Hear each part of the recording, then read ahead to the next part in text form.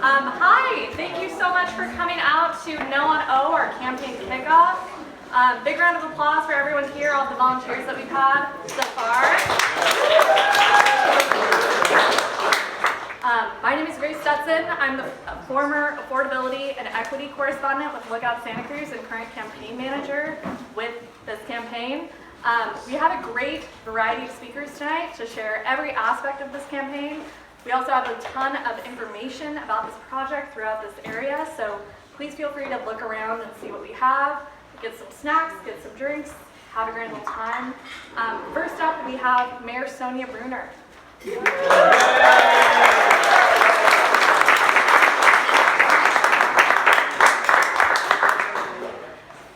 Hi there. Okay, welcome everyone. Hopefully you can all hear me in the back. I'm happy to be here and speak to this campaign and this project, which, as you know, I've been working downtown for 30 years. So I've been involved in various aspects of this project even before I came on council from the community side. And since I've been on council, I made one request, and that was to change the name of library mixed-use project to library affordable housing project, because mixed use is not really accurate, and I had a lot of people asking questions, what kind of mixed use would the library have, and it wasn't really clear. And to me, one of the biggest parts of this project was the housing. I don't know if you all know, but I have been in Santa Cruz 30 years. I have been a single mom.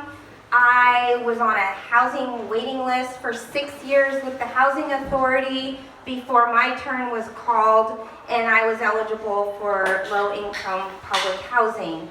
And that was in Live Oak, and I was so grateful because that was when my kid was hitting middle school. Until then, we shared a studio. That's what I could afford while I was working and going to school and trying to better my life. So I understand the value of low-income housing. That's what this project would offer. It would be the largest low-income affordable housing development of the city. Let that sink in. And how long has it taken to get to this point? It's taken too many years, and we need 10 more of these, and that's going to take another several years. That is one thing the city can do. We have control with our housing to some degree. A lot of the other aspects of what our city needs, we don't have a lot of control over. So I'm really a supporter of all the wonderful things of this project and this development with the library, with the child care center, with the photovoltaic panels, net zero building energy, outdoor roof space, green space. There's just so many wonderful aspects, but for me, the housing is everything. And to stop it would be such a loss and a crisis, I think, almost. We have, I think there's 6 housing developments right now in process to get built downtown. 2 of them are also 100% affordable city projects where the Metro bus station is. And so that in combination with this, we're gonna make some stride towards housing and having housing options for all income spectrums. We need all income spectrums. This is so important. So I'm a big advocate for the housing and library, and I will speak briefly to the parking. I know some of you know, some don't, but the parking aspect underneath the housing, if you haven't seen any of the drawings and sketches, would be to replace the parking on the surface lots, right across the street where the Calvary Red Church is. That lot is gone. It's already gone. Parking lot 5 is gone, and it's getting built. Calvary Church has a project getting built there, also 65 units of affordable housing. So this lot would go away. Already Front Street, we lost 2 lots. So all of those surface parking lots are going away already, in the works, in the plans. We have opportunities to look at, having this almost be replacement parking. But thank you for being here. Thank you for supporting No on O campaign.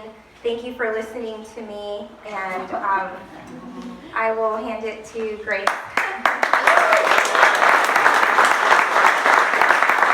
We still have a lot of great speakers. Thank you so much, Mayor Brunner. Next up, we have Edward Estrada, who's the past president of College Democrats at UCSC and is currently a housing navigator with Housing Matters. Come on up. Should I talk quiet? I know, perfect timing. Hi everyone, my name is Edward. My pronouns are he, him, his. I'm currently a housing navigator for homeless veterans at Housing Matters. I'm also the former president of the College Democrats at UC Santa Cruz. And I did that for about 3 years, which is like 2 years longer than I was allowed to, but pandemic times call for pandemic measures. So I want to speak first of all to the importance of the library aspect of this project. Personally, the library has always been a safe haven for me, especially as a young queer student who needed a place outside of my house to study and be by myself and, read so much literature that is not really available, even, to people like me. I grew up in San Diego, and they have a beautiful, wonderful library, and I want to see something like that here in Santa Cruz. I think we deserve something like that here in Santa Cruz.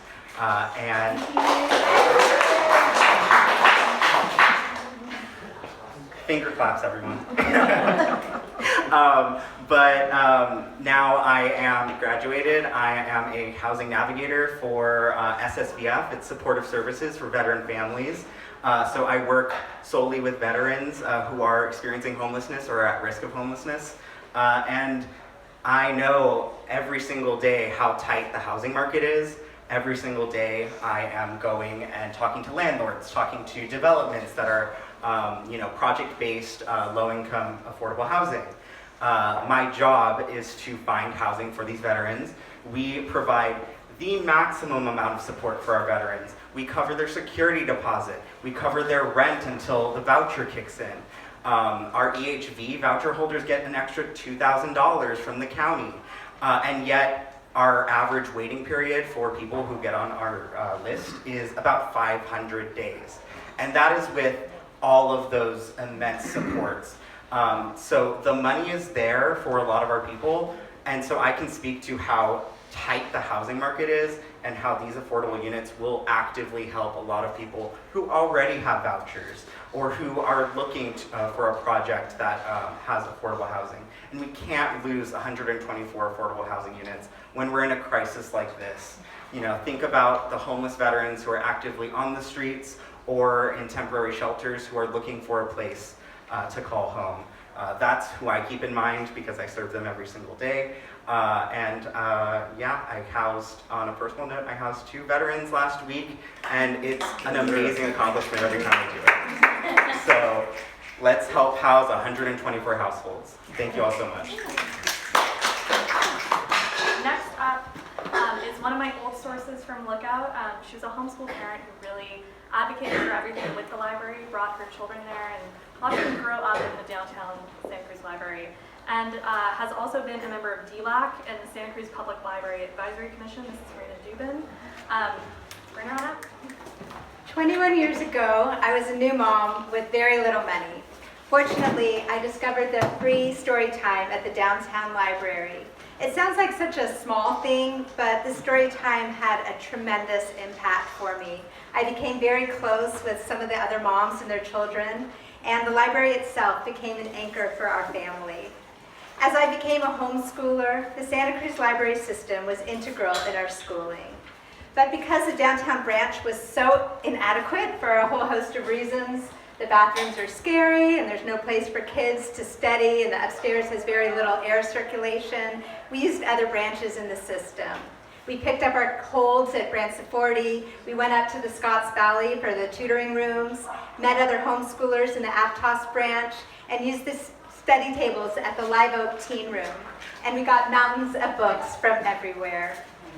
The library system was so important to my kids' education that in 2016, when I saw the opportunity to join the Downtown Library Advisory Committee, I was delighted to serve, delighted to give back.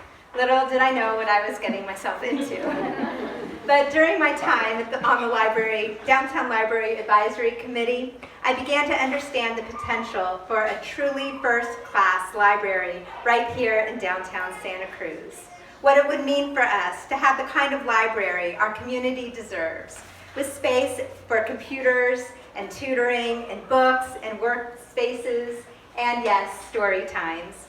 On the Downtown Library Advisory Committee, we had visions of rooftop gardens and spacious teen rooms and displays of local history. And the plans from Jason Architects are even better than we had hoped. And there are some drawings there. I hope you take a look at them. They drew on so much input from the community and the public process. It would be nice if basic features could be achieved with the renovation of the existing library, but unfortunately, even the architects conceded that a renovation could only yield a low to medium quality facility and will lack many of the amenities the public has come to expect in a modern library. That's a quote from their report. In contrast, the new downtown library and affordable housing project will have 2 light and window-filled stories, plus a mezzanine, a green roof, an outdoor rooftop gathering space, and a high sustainability rating and using net zero energy. This is an outstanding project, and one I am very deeply passionate about. I know it will inspire and enrich many people's lives. I can't wait to see our dreams come to fruition. Thank you.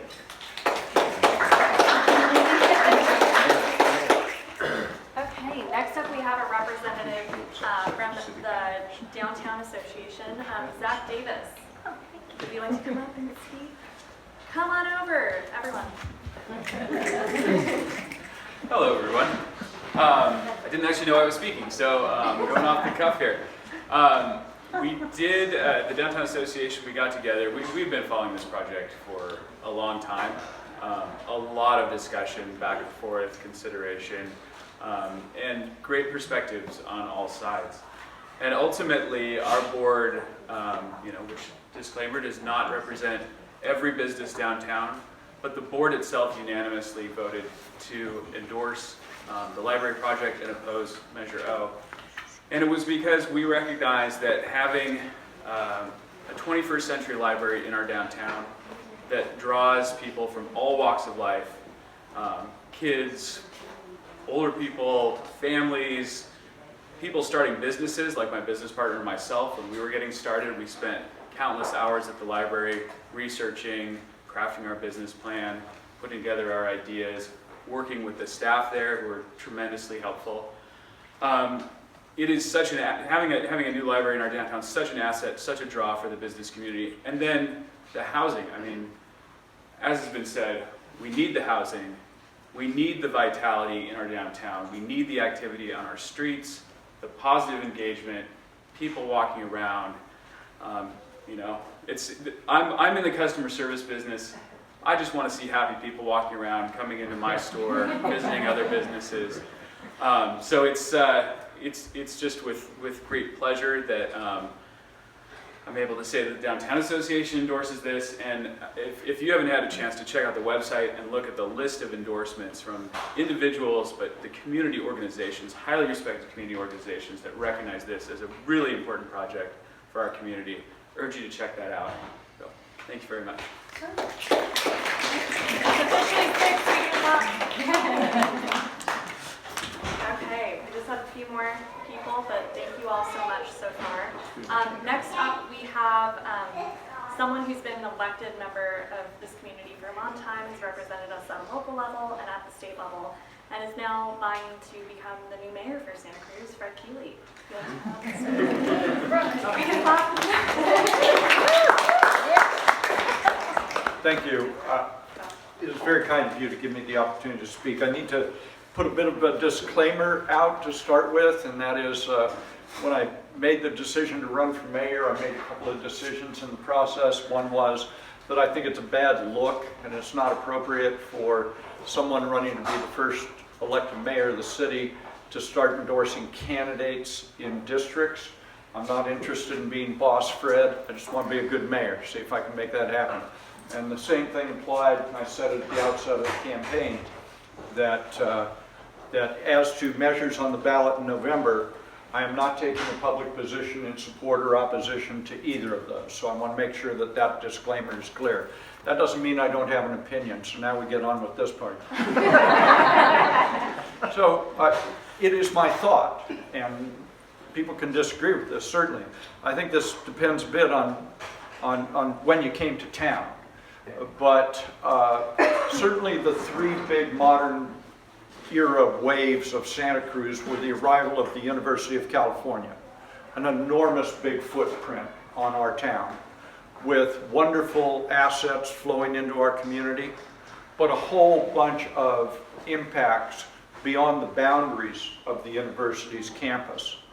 And chief among those certainly has been the failure of the university's Board of Regents to authorize and have constructed sufficient amount of housing on campus. A lot more housing on campus. If I didn't make that clear, a lot more housing on campus. And what that has done, among other things, their failure to come to terms with that in an adequate way, is certainly one of the factors that leads to the pricing of the product of rental housing and purchase housing in the county of Santa Cruz, and particularly in the city. Therefore, I know this is true, you know this is true, when Renee or Ryan or Sonja or now myself or other people who've run for office in the last 20 years in the city or county of Santa Cruz, they've all said their highest priority is affordable housing. Well, now you've got 124 birds in the hand on affordable housing. And Shebra as well, excuse me, I didn't see you over there. And we've got 124 birds in the hand now. You want to let those birds go for a promise of maybe something on a bunch of other places around the downtown? My guess is you probably don't. Secondly, with respect to the library issue, I think reasonable people can disagree what it was Measure S said about this issue. I know my wife and I see this differently. But there's no outright prohibition or anything close to it in my view. And why can't we, as a community, grow up a bit around this question of having nice things?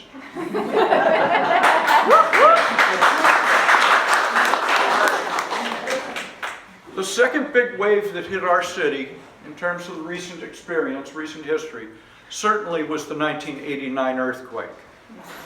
So query, there's a lot of talk on this issue about what we're preserving, what we're sacrificing, what we're creating. All of that is debatable. When Marty Wormhout was the mayor of this city, when the earthquake happened, and she led that recovery, there were more opinions than you could shake a stick at. And look what we got.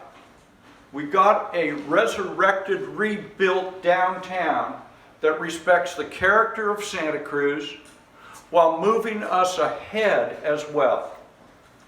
Seems like there's an echo here with regard to this project. And lastly, from my point of view, we are in the third wave. And that third wave is, we are now at a time where if we're serious about affordable housing, homelessness, drought-proofing our water system, doing all these good things, we have to understand, acknowledge where the community is at. When Cynthia Matthews, myself, Gary Patton, people back in the day, our most important task as public officials was making sure that we won every environmental battle we could. That's why there's Measure O. That's why there's Measure J. That's why we have, in fact, won the environmental battles by and large. I'm not saying there are no challenges left. That would be foolish. It's not my argument. But instead of having a bay that was threatened with offshore oil drilling, we have the Monterey Bay National Marine Sanctuary. Instead of having a town from here to Davenport annexed into the city and having 30,000 homes and a nuclear power plant at Davenport, we have coastal dependent agriculture and we've kept our boundaries intact. In no way does that relieve us, all those good things, of the obligation now to deal with the third wave, which is knowable to us. We live next door to the most powerful economic engine in the world, and it shows no signs of changing. We live next door to it. We have to fight daily not to be overrun by them. They are good people. They're not up to bad stuff. There's a lot of incursion already into the community. We understand their effects on the price of housing. But the point is, we want to be self-determining about our community. So we need to be strong about that. And that does mean that we are shifting to a place where we are literally growing up in our city. The new neighborhood downtown, this project, those are all evidence of a community which is maturing and literally growing up and meeting the contemporary challenges, not the ones that were here 30 or 40 years ago that we already won. Last comment, because I was told I only had an hour and 20 minutes. So I'll have to cut this short. Let me just say this about the parking issue. And I had a long cup of coffee with a very, very thoughtful newspaper person today. And we were discussing this parking issue. We were discussing this whole project. And we were discussing that. And he made a number of very thoughtful comments, but I'll tell you what mine was. Mine was, I don't see the car as my enemy. I see the fuel in the car as my enemy.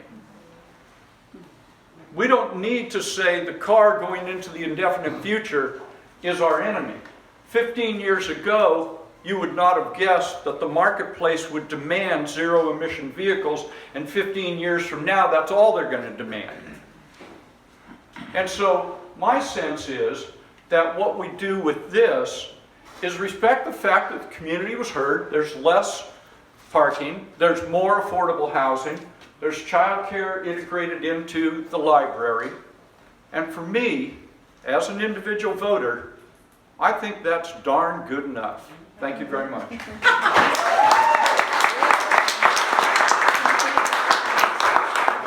have one more time, I promise. But this is good. Brian Cooney, 3rd District Supervisor, come on up. Come up. Hello, everybody, and it's great to be here. I'm Ryan Cooney. I represent the 3rd District, which is based in the Yacht Harbor North, including where this marvelous project will be located. I also serve 2 terms on the City Council, but I'm leaving office in a couple months, and so I'm going to speak my truth right now about this. So the first thing I want you to notice is what elected officials and candidates are in the room. So Scott Newsom in District 4, Renee Golder in District 6, the future mayors Fred Keely, Port Commissioner Rick Geisreiter, Shepard Kalantari Johnson. Everybody's here. Follow what politicians do, not what they say. And when they show up here and they're ready to work, that matters. Second thing is, this is a great project. It's much needed. I tell people all the time, downtown needs several thousand more people downtown every day. If you believe and you say you support downtown businesses, you say you want to support a workforce, you want to raise wages and benefits, all those things, and want to have a tax base for the city to address the challenges in the city, you need thousands more people downtown every day. And one of the ways you do it is by building a wonderful new library, not a mediocre library, by providing childcare, by providing adequate parking, and by providing affordable housing for residents to live in the downtown.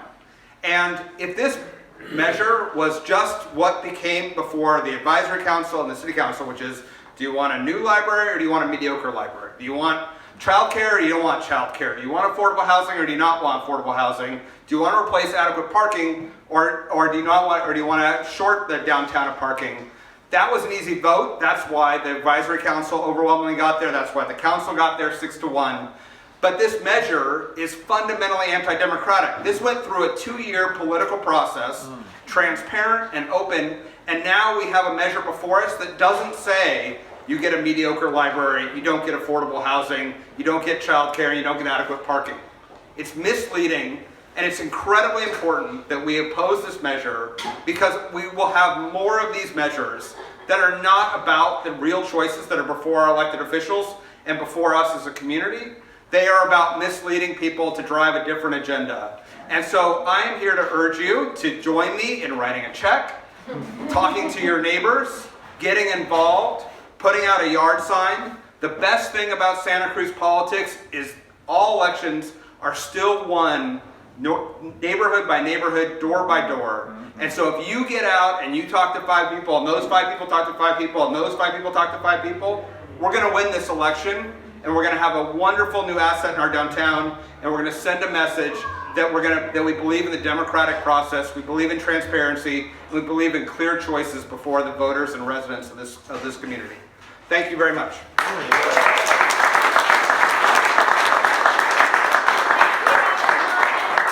putting up with me. Thank you to all of our lovely speakers. Let's give them another round of applause.